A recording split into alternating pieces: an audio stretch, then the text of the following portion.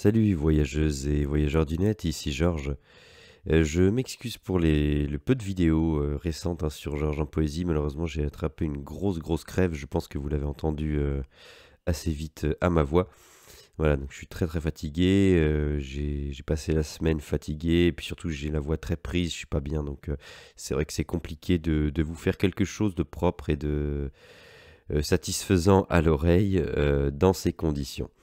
Néanmoins, comme ça fait quand même très longtemps, et puis que là je viens de terminer un roman de John Steinbeck qui s'appelle Tortilla Flat et que j'ai beaucoup apprécié, j'ai essayé de vous faire un petit quelque chose quand même. Voilà, donc je vous demande de l'indulgence puisque je ne suis pas dans mes capacités vocales et physiques d'ailleurs habituelles. Et j'en profite aussi pour vous rappeler très rapidement que la cagnotte de Georges en poésie est toujours ouverte, hein. On est déjà à 75 euros de réunis.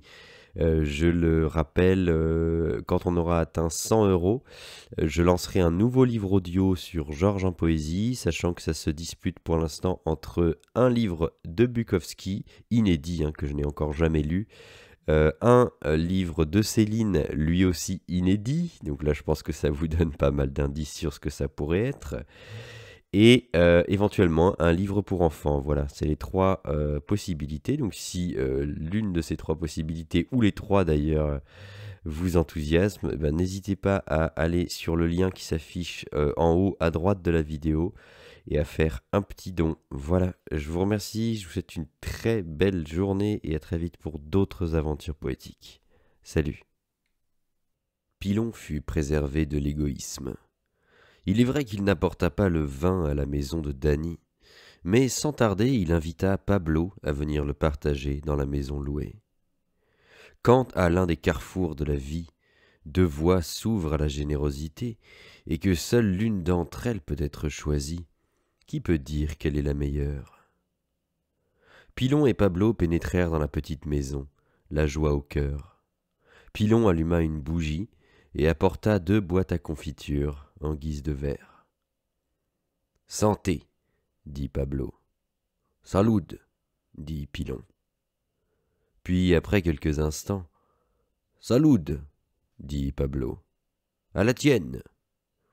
Ils restèrent silencieux quelques instants. « Sous servidor !» dit Pilon. « Derrière la cravate !» dit Pablo.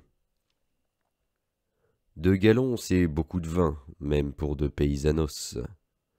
Moralement, voici comment on peut graduer les bonbonnes. Juste au-dessous de l'épaule de la première bouteille, conversation sérieuse et concentrée. 5 centimètres plus bas, souvenir doux et mélancolique. 8 centimètres en dessous, amours anciennes et flatteuses. 2 centimètres de plus, amours anciennes et amères. Fond de la première bouteille, tristesse générale et sans raison. Épaule de la seconde bouteille, sombre abattement, impiété.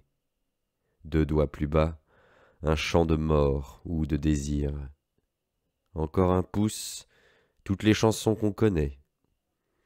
La graduation s'arrête là, car les traces s'effacent alors, et il n'y a plus de certitude. Désormais, n'importe quoi peut arriver.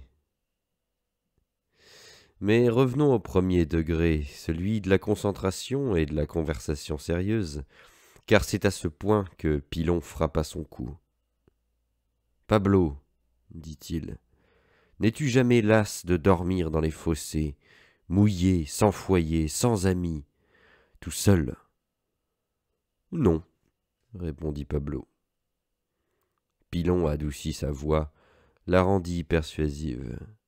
« Je pensais comme toi, ô mon ami, lorsque je n'étais, moi aussi, qu'un chat de gouttière. J'étais satisfait, car je ne connaissais pas la douceur d'une gentille petite maison avec un toit et un jardin. Ah, Pablo, ça, c'est la vie. »« Ce n'est pas mal, » admit Pablo. Pilon articula. « Pablo, tu n'aimerais pas louer une partie de ma maison ?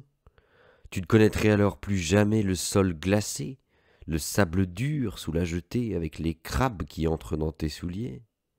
Tu n'aimerais pas habiter ici avec moi? Bien sûr, dit Pablo. Pense-y, tu n'auras à payer que 15 dollars par mois, et tu pourras utiliser toute la maison, à l'exception de mon lit, et tout le jardin aussi. Réfléchis bien, Pablo.